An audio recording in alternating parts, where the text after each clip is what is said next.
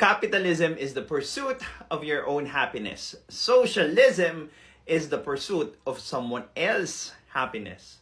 Not because taking from others will make you happy, but because you stopped pursuing your own and decided no one else should get to keep theirs either. Now, the problem with socialism is that it fails to account for human nature. Ano-ano yung mga yon? Emotions, 'di ba? Yung pagiging victim ng mga tao, pa-victim, 'di ba? So, hindi nila na-account yung ganyang klaseng human nature. And it ended up that people are not working more for others because they sense na hindi na rin gustong magtrabaho nung ibang tao, even kahit para sa sarili nila. Umaasa na lang sila sa ayuda, 'di ba? Nagtatrabaho na lang ng sakto. Bakit nga naman ako magtatrabaho ng more pa mapupunta lang rin naman sa ibang tao 'yan. And that's socialism. 'Di ba? Yung trabaho mo has an equivalent value, 'di ba, sa capitalism.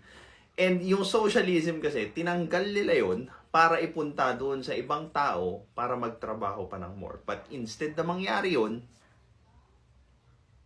nagpa-victim na lang sila. 'Di ba? Wala nang nag-go over. Tapos ang pang-gaslight nila, sabihin nila, "Uy, napaka-ganid mo naman eh." 'Di ba? So ganid na ngayon yung taong trabaho ng trabaho tapos naging bilyonaryo, 'di ba?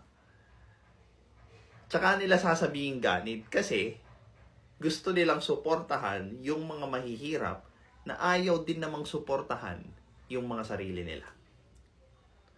Sabihin nila, nagtatrabaho naman sila, minsan nga 12 oras isang araw pa eh. And ano yung resulta nun? Kung ano sila ngayon, 'di ba? So ibig sabihin nun, hindi porket nagtatrabaho ka ng 12 oras, magre-resulta siya sa kung ano yung gusto mong mangyari.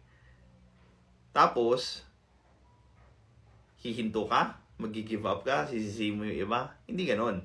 Pwede kang magpalit ng gagawin mo. Pwede kang mag-improve, pwede kang magbago, up until such dumating ka sa punto or doon sa resulta na gusto mo. Gets? Well, this is Pinoy Extreme. Have a good day. This is Pinoy Extreme.